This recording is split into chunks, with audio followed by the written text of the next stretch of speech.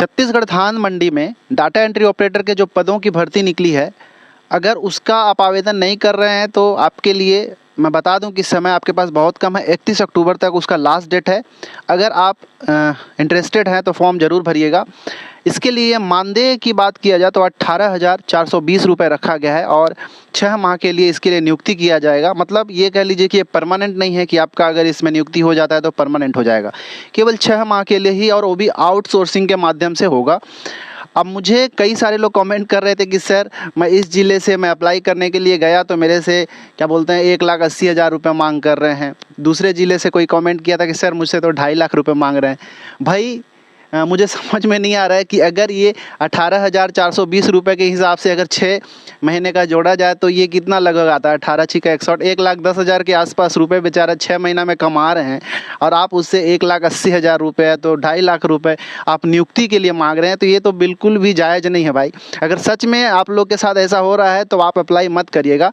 अगर आप झूठ बोल रहे होंगे तो भाई अब क्या ही कर सकते हैं। नियुक्ति जो है मात्र 6 महीने के लिए होगा। हो सकता है कि आपका नियुक्ति का जो समय है वो बढ़ा भी दिया जाए। इसका कार्य ये रहेगा कि धान उपार्जन जो केंद्र होते हैं जिसमें जितना भी धान खरीदी होगी उससे संबंधित जो रिकॉर्ड होगा आप सभी को डाटा एंट्री करना होगा।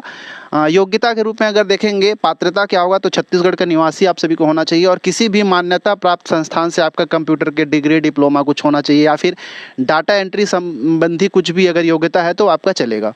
चयन प्रक्रिया की बात किया जाएगा तो इसके लिए कमेटी का गठन किया जाएगा और वो कमेटी ही नियुक्त करेगा और जिसके पास अनुभव रहेगा योग्यता रहेगा उसको पहले प्रेफरेंस दिया जाएगा। लास्ट डेट 31 अक्टूबर है। मैं फिर से आप सभी को बता दूं तो जो भी आप इच्छुक उम्मीदवार हैं आपके आसपास का जो संबंधित धान उपार्जन केंद्र है या फिर कोई जिला विपणन केंद्र है तो उससे जो संबंधित अधिकारी हैं उससे बात करिएगा और इसका आवेदन जो है पूरी तरीके से ऑफलाइन होगा।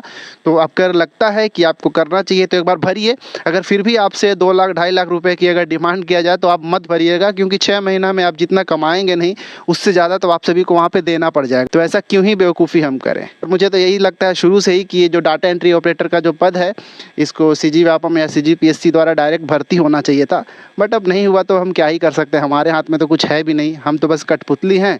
हमारे साथ जैसा किया जाएगा, जो भर्ती निकाली जाएगी हम उसके लिए भरेंगे, बस यही कर सकते हैं और कुछ नहीं।